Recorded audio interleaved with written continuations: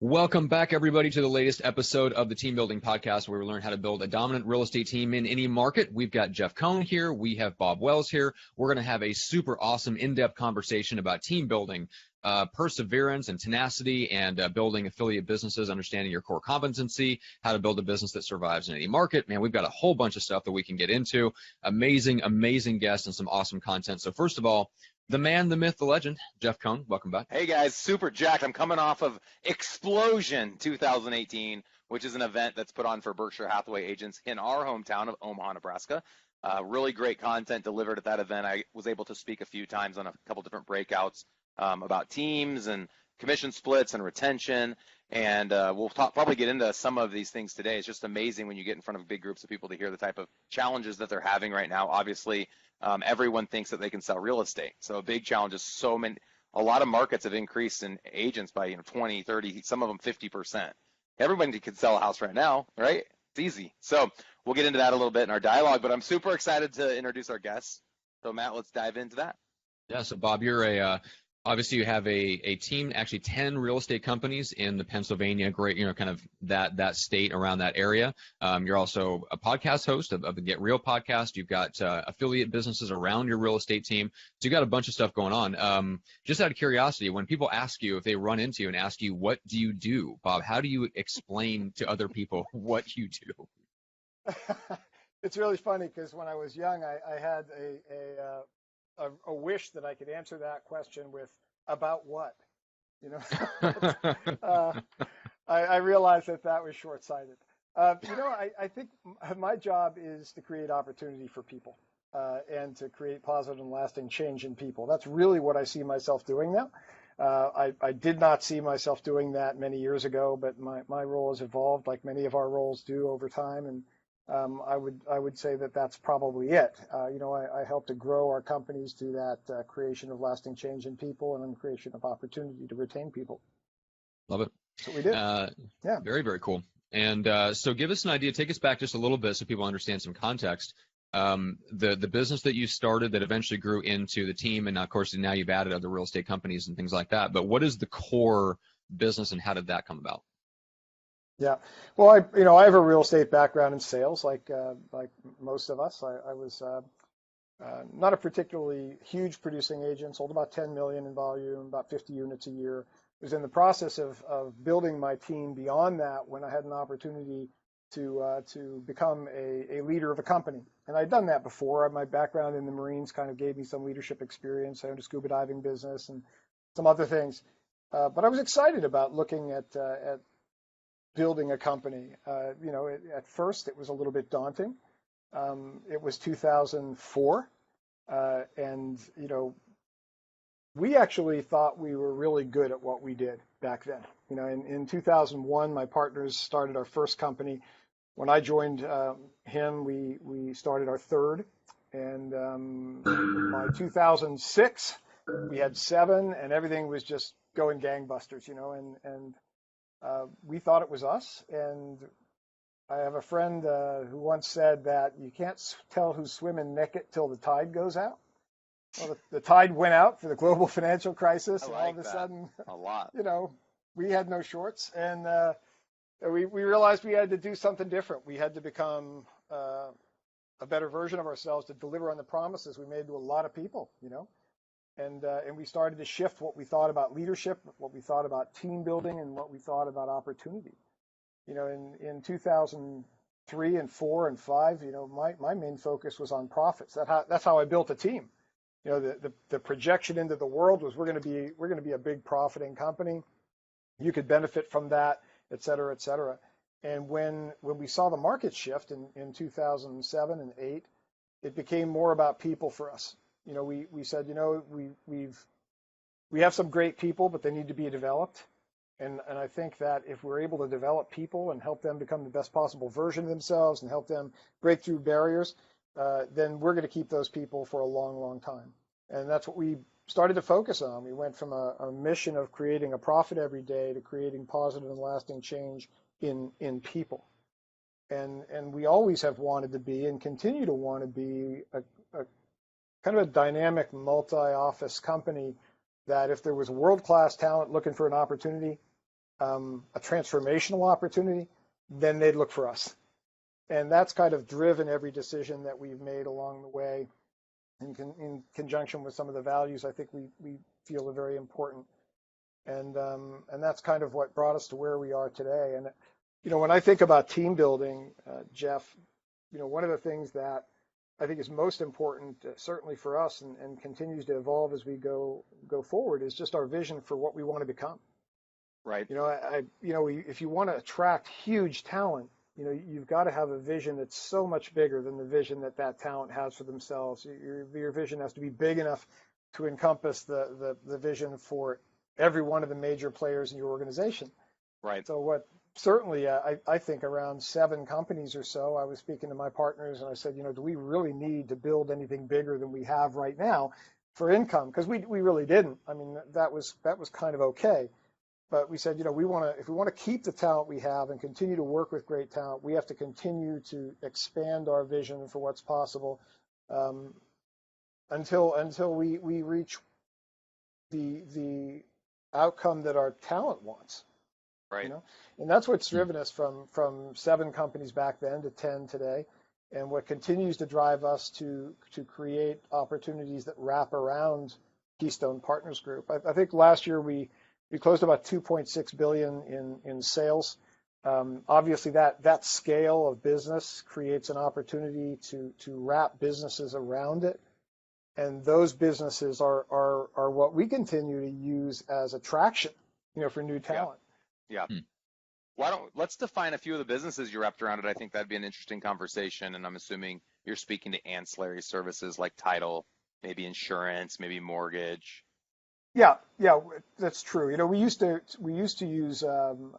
have our own JV in mortgage, not possible anymore. So what we do now, instead of having a JV in mortgage, is we marketing service agreements. We drive that money into the profits of the company.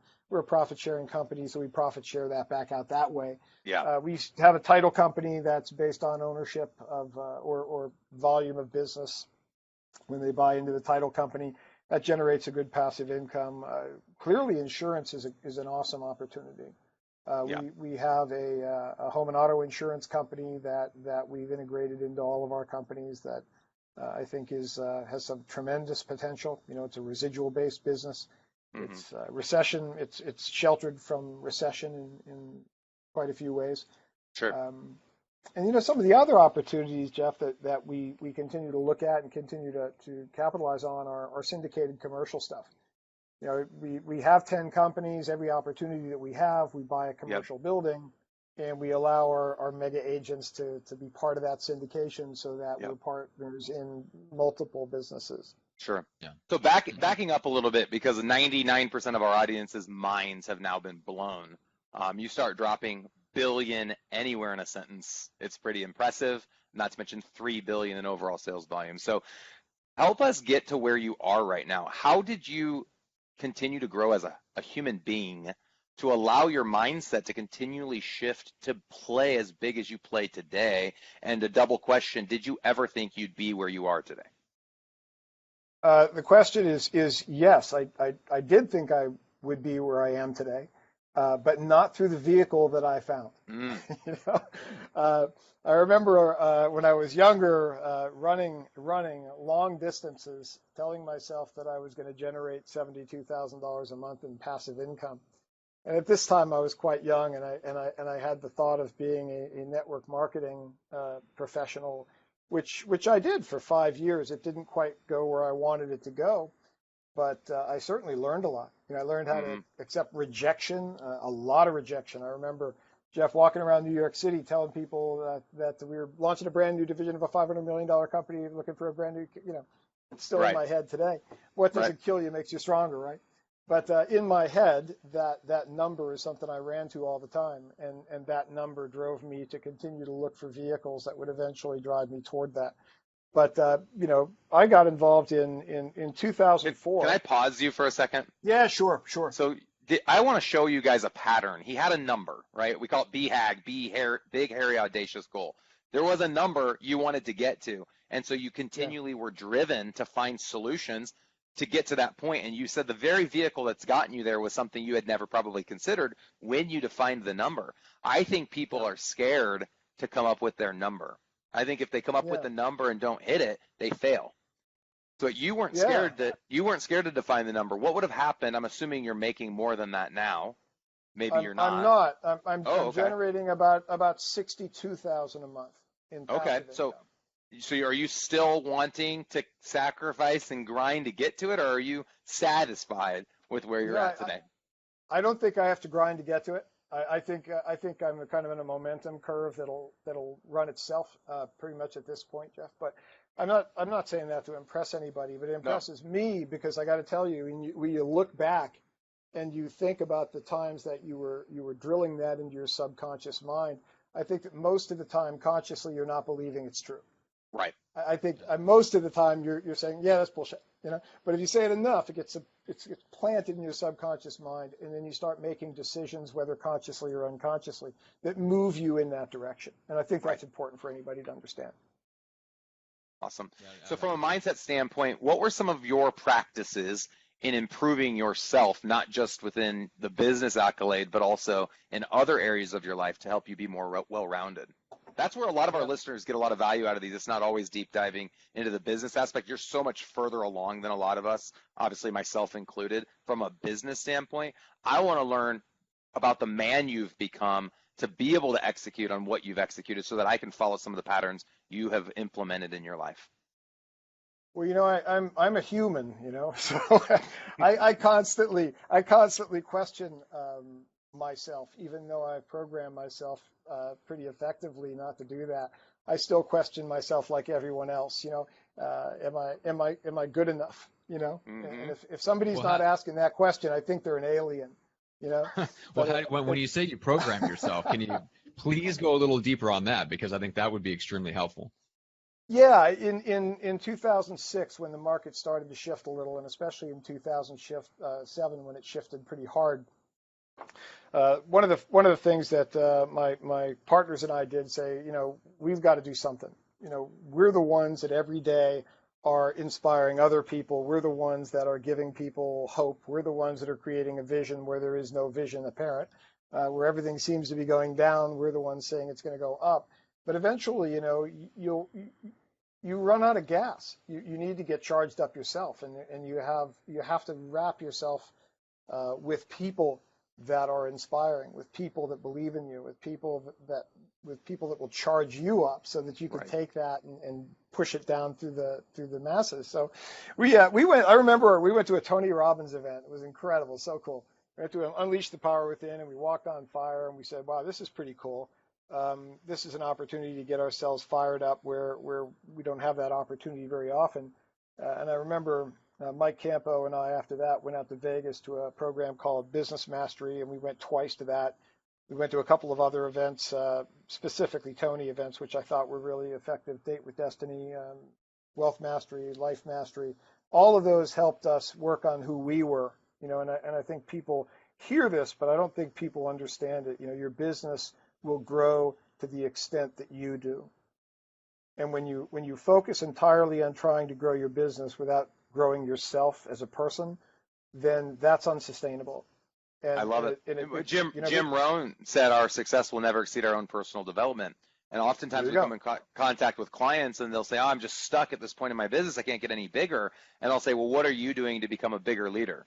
You know, what are you doing to become a bigger husband, a bigger bigger meditator, a bigger physical therapist, whatever the thing is that they need to focus their time and attention on to show up in other areas and see results. So I love it. I love that mindset. Now that's tiring, right? I mean, why haven't you said you are self-actualized and can look at yourself every day and reevaluate, and you're still not where you want to be, but you see the vehicle you've created is getting you there. I think for a lot of us, and I'll speak to my own experience, I got to a point in the individual sales realm where I was making $350,000 a year at 30 years old, income that was unheard of at the time in my marketplace. No one was making money like that. In my family, it was way more than anyone in my family made. But there was something inside of me that I wasn't satisfied. It wasn't just about the money, right? Gary Keller in the I think one of his books, The One Thing, maybe it says, or MREA says, it's not just about the money, it's about becoming the best person that we can become. Sometimes the money's the scorekeeper. to help continue to drive us to do more. And I think that that's probably Sure. for you.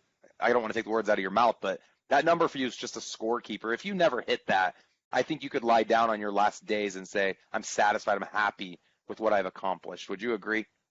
I would agree completely. I could, sometimes you hear successful people say that, wow, if I lost everything, I would just make it again. And I never understood that when I was younger, but now I think I do. When you build yourself, when you build who you are, the money is that's Keith Cunningham is one of my heroes. If you never heard of Keith, he wrote a book called The Road Less Stupid and a couple other really interesting books.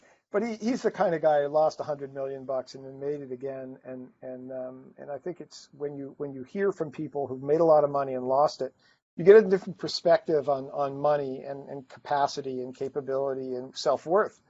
I think we have to be very careful not to attach our self-worth to a dollar value. Um, that's why really successful people commit suicide, because they lose their money and all of a sudden their identity's attached to that. Yep, they commit themselves to that's who they are. A great book, you guys. I know I've brought it up in the past. I'd love to know if you've read it. Is the top 5 regrets of the dying? Ultimately, someone that works in. Are you familiar with it? I'm familiar with it, and my wife has it in the house here somewhere. I have If not you guys, read if people listening can listen to this, I don't care if you're 90 or it. 19. It'll have a greater impact on your life if you read it when you're younger. I read it in my mid-20s, but it was very eye-opening because essentially they take the perspective of someone that works in hospice, a real person. She wrote this book. She listened to hundreds of people the last couple weeks of their lives talk to her about what they regretted. And no one said, I regret not building my $1 million or $1 billion company. People regretted working too much and not spending time with their family and not doing all these things. So what I think happens when people lose their wealth, I think they've sacrificed all the things that truly bring value and bring happiness to people. They sacrifice those things to build their business. So when their business goes away, none of those other components of their life are there to hold them up. And that's why they choose to take their life. So I would submit to everyone as we're on this journey, be willing to continue to put time and energy. It doesn't have to be equal time and energy, but always place your time and energy in the things that matter more. The money's a vehicle to lead and live a life of your dreams. The money in and of itself shouldn't be the dream. And I think you'd agree with me. Yeah, I would, and I think as leadership, when we're building a team, we're setting an example, right?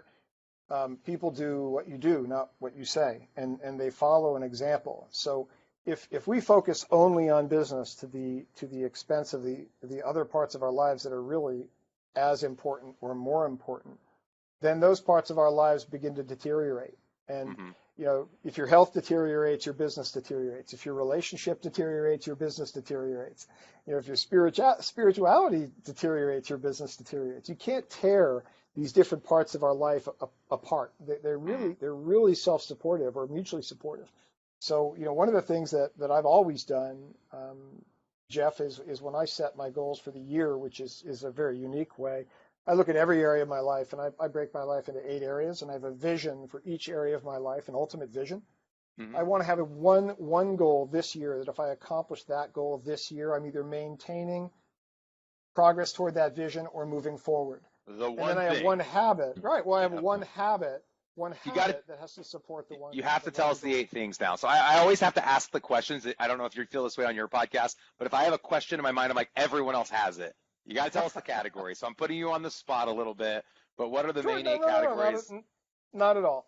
Number 1 is health and fitness, because if you don't have that, where are you going to live? Other than that, it's emotion and meaning, because regardless of how well you do in your life, if you could attach a meaning to an emotion to any meaning in your life, you're way ahead of the game. Relationships is also really key important to me. Time is important. My career is important. My personal finance is important. My celebration and spirituality is also really important too. And I should say contribution is like number 9, because spirituality isn't actually of the 8 is not on my goal, but it's a key part. So it would be kind of 8 plus 1 is 9. But if you have a vision for each area of your life, and you keep that in mind year after year after year, every year, you're not only going to move forward in business, but you're going to set an example in every other area of your life. And people want to be part of that. People want to be in business with people, right? We're not. There's no such thing as going into business with a company. Right. We go into business with people, and if we set the example for the talent that we want to attract to build an amazing team, they want to be in business with the right people, and they're going to use that as a gauge to make that decision. Sure. Love it. Very cool. Well, Matt, we have so much here we could go for, and I think we only have maybe 10 or 15 minutes left. So as we formulate which direction we'd like to take this, I'd like to remind everyone we host a monthly workshop in Omaha, the Team Building Workshop. It's an all-day event. We deep dive into all the main pillars of building and scaling a successful business from an individual agent's perspective all the way up to a broker owner's perspective. We would love to invite you to come out if you'd like to come out as our guest today for free to Omaha. I'm sure you could teach the entire course. We'd love to have you here if you'd like to join us. But normally it's typically $29.97 for this course. There are some discounts we throw out there intermittently. I don't believe we have any discounts yet for this upcoming event. We try to keep the groups under 10. Most of the time we have about 5 to 10 people that join us. We just had one on Monday, which had about 25 people that came out. It was for Berkshire Hathaway specifically.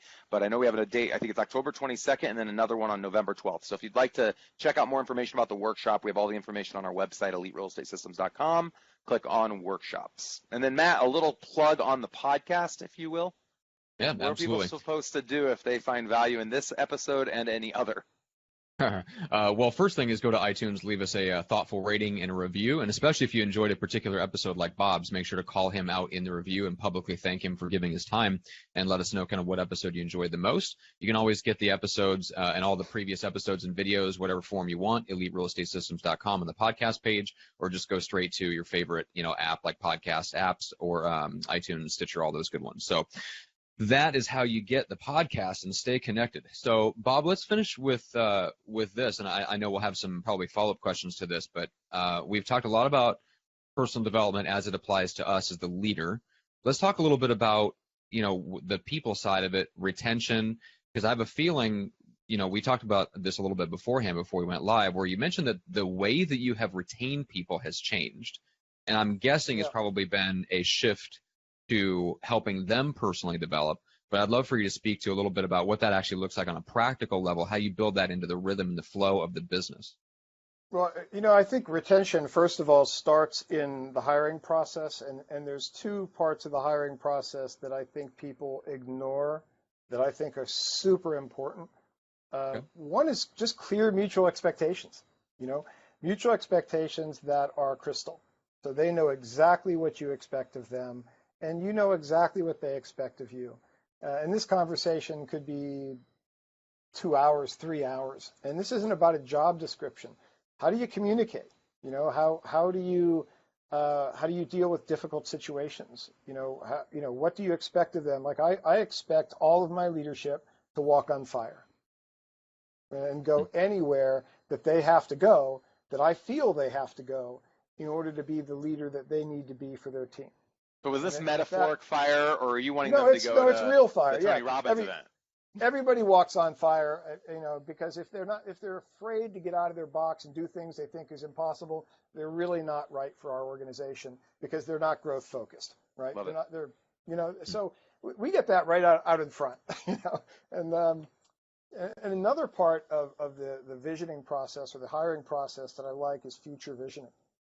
To sit down with somebody on a whiteboard and find out exactly what they want in their life in 1 year, 3 years, and 10 years in their career and in their personal finance and 2 other areas of their life that's really important to them. I want to be able to look at that constantly during my relationship with them and say, first of all, can the role that I want to be in business with them with, is that role going to get them where they want to go? Is it capable of getting them where they want to go? And on an ongoing way, am I making sure we're making progress toward it? Because if we're not, eventually they're going to go somewhere that will. Right. So, I think retention is just helping them get to exactly where they want to go and reevaluating that target over time to make sure they're on a path that they're excited about. Because people don't leave your organization when they're happy, and progress equals happiness.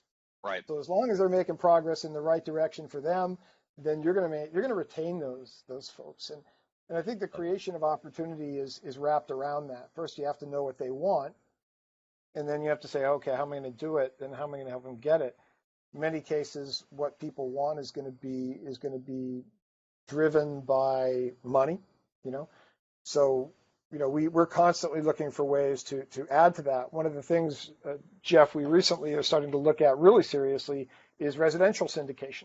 And we've syndicated 4 commercial buildings and allowed our partners to be owners in our buildings. Right. We'd like to do that with the remaining 6, but that's not always a possibility, and it certainly doesn't open up the amount of opportunity for 1,600 agents.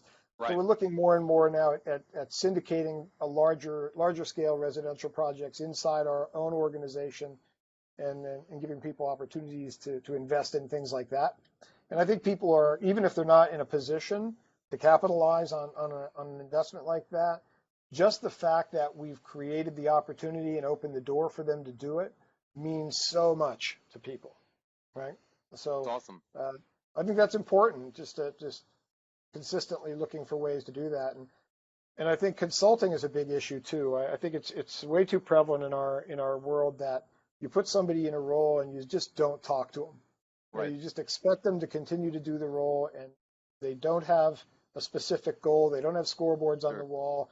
There's no lead measures that you're looking at every day and helping them get through that. There's no lag measures either.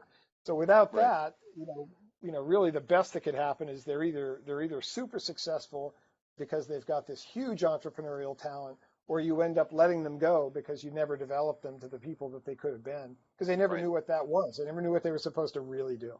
Sure. And I think we could solve a lot of our problems by just creating a framework for that consultation and talking to people all the time. Sure. Love it. I'm curious, from a pattern standpoint, you've built all these successful businesses and have gotten into all these different things, and you've obviously made tons of mistakes and failed just like all of us so many times and overcome those failures. What would you give our audience as maybe 2 or 3 strategies or patterns you've seen in your failures and how you've overcome them? What would be some mindset ideas? Because, you know, I think people get so discouraged they decide to leave the rainmaker model to start a CEO team, meaning they exit the day-to-day grind to build a business, and they try to do it, but they never fully do it, or they do fully do it and they fall on their face and think it's not possible. Mm-hmm. What are some patterns you could maybe teach us about that? First of all, I think it's really important that you're in business with the right people and the right roles. I think there's 3 people that need to be part of ownership in a company if it's going to really become hugely successful. You need the entrepreneurial leader, the people that take the risk, get out, lose all their money, and do it again. You know, some people love that. I do not. You know, you need a managerial leader. I'm an operator. I take something that's failing and bring it to super success and move on and do it again. And you need the talented producer. You need the artist, right? But what the mistake is that the entrepreneurial leader keeps all the ownership. They hire the managerial leader and the talent, and those people don't have enough opportunity to get to where they want in their life. And eventually that entrepreneurial leader is suffering for super talent around them on a long-term basis. So I think that's probably one of the things I would suggest for people is really consider involving more people in your ownership.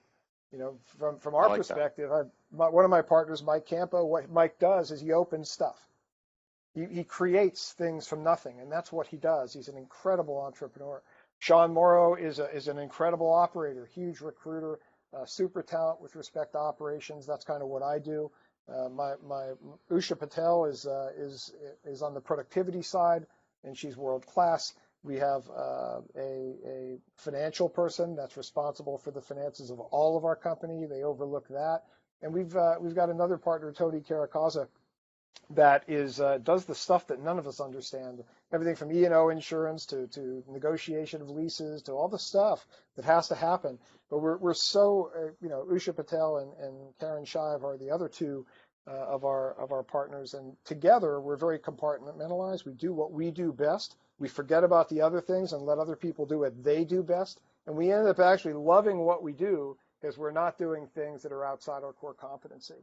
And I think that's very easy to do too. We try to do too much, and we try to do all the things that really make us become jaded over time, and we're not having any fun anymore.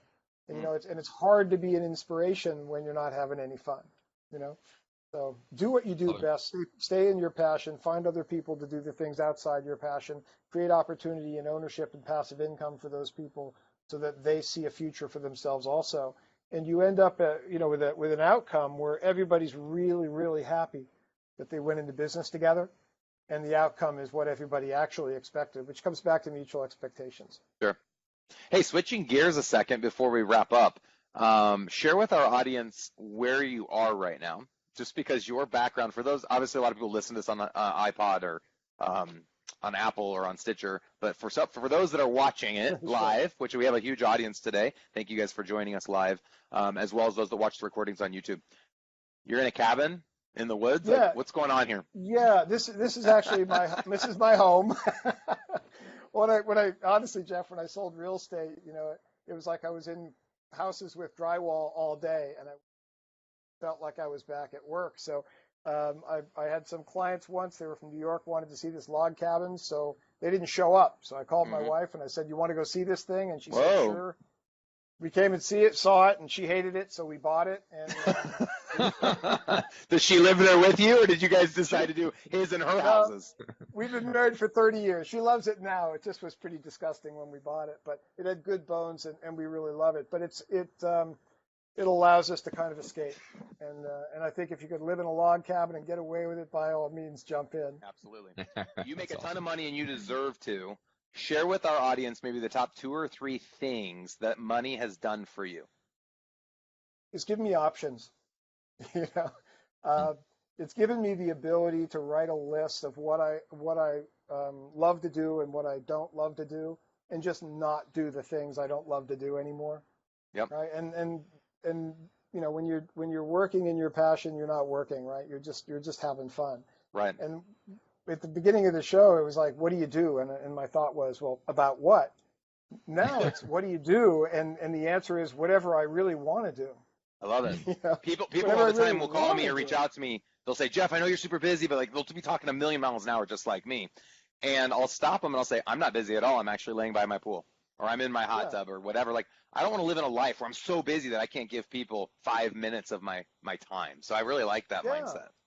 And I don't want to live a life where my leadership looks at my life and says, "I don't want that." Yeah. Totally agree.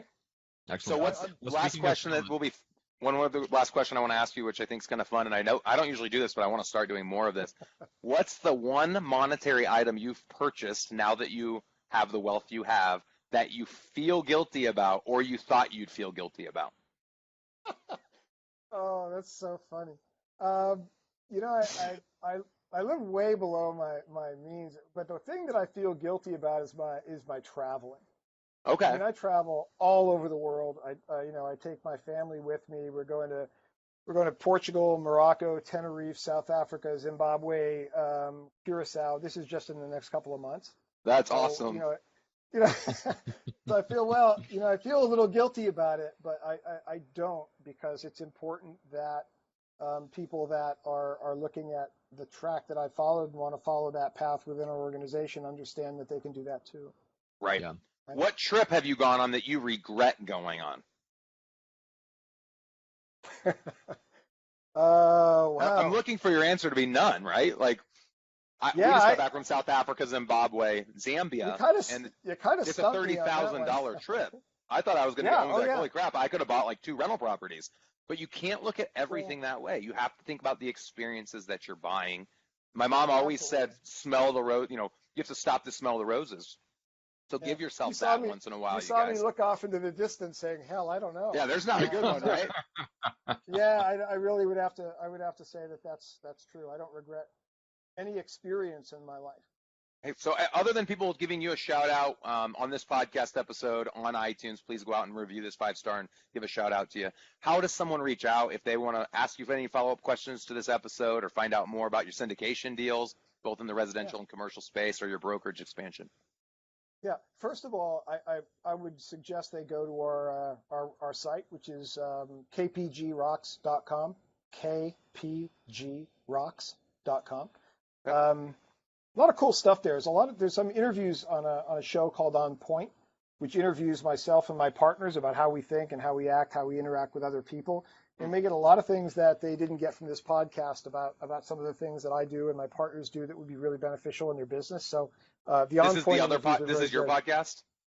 Well, it's actually I don't do that. Mine is called the Get Real Show, where I interview mega agents. Video podcast that's available right online. Right. And for people who want to understand why, what agents do, some other options, that would be a great place too. But my email's what is it? Bob Wells at kw.com. Okay. And what book have you written that we can send people to Amazon to purchase? Haven't written any books yet. Okay, here it is, baby. I challenge you to write one. Matt just finished his book. I don't know if you're shamelessly plugging that yet, Matt. No, what is it, Matt? Because I got to read it. I don't even know how to say it. Now we're going to have to edit it. But I also would like to write a book about team building and expansion. But you have so much wealth of knowledge. You've done so many things, and I really have enjoyed this interview today. I would love you to write a book. I think you can. You're in a cabin in the woods. You're in the perfect setting. Right? Yeah. Let's do this thing, man. It's pending. It's pending. Pending book. Awesome. I love it. How do we purchase the pending book? Jeff and Matt, it's been my pleasure to be here with you guys. It's been a lot of fun, and I'm hoping that some people that are in your audience got a lot of value today. Oh, absolutely. Yeah. All right. Speaking of the audience, thank you guys so much. Anybody that was watching here with us live, make sure you join us. We're at the same time every Wednesday at 9 a.m. Pacific, 11 Central. And then you can always grab the replays on the website, eliterealestatesystems.com, iTunes, Stitcher, all the usual places. So until the next time, we will see you, and we'll see you next week.